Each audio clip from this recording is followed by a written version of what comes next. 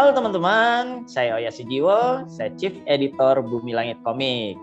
Kali ini saya akan bagi-bagi tips tentang menulis cerita dalam rangka Virgo and the Sparkling, This is the Rhythm of My Life, Side Story Contest. Oke?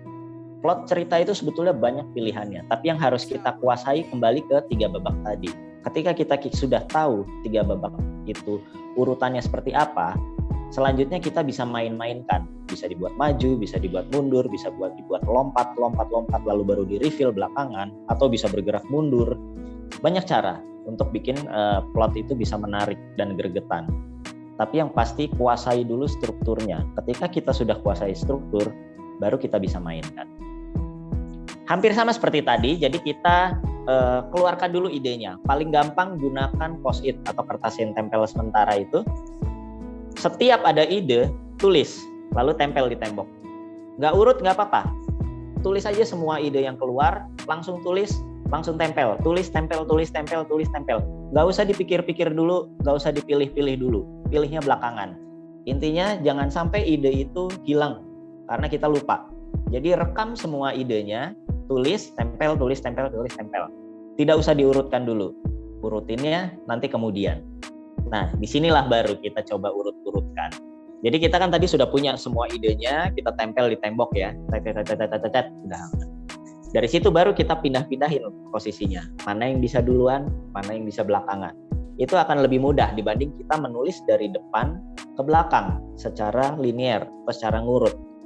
Dengan begitu kita secara intuitif bisa melihat semua ide kita sekaligus. Dari situ kita bisa geser-geser. Dan kita punya pilihan untuk mengubah urutan kapan saja. Ya kan? Ini taruh depan, ini belakang. Ternyata pas sudah dilihat enak nggak? Oh ternyata nggak enak, kita bisa tukar setiap saat sampai kita ketemu urutan yang paling asik.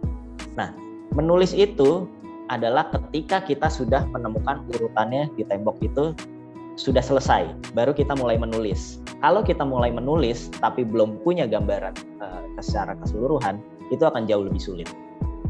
Mengakhiri cerita yang baik itu sulit kalau kita menulisnya urut dari depan ke belakang. Tapi Agatha Christie pernah berkata bahwa menulis yang baik adalah dimulai dari belakang. Justru dari akhirnya dulu. Kita tahu pasti dulu akhirnya akan bagaimana. Baru kita lempar jejak-jejak ceritanya ke depan sampai ke paling depan.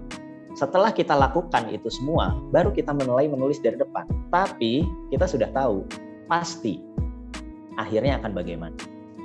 Itu cara yang akan jauh lebih mudah. Oke teman-teman, begitu mungkin tips dari saya. Teman-teman bisa coba. Yang penting adalah segera mulai dan jangan berhenti sampai selesai.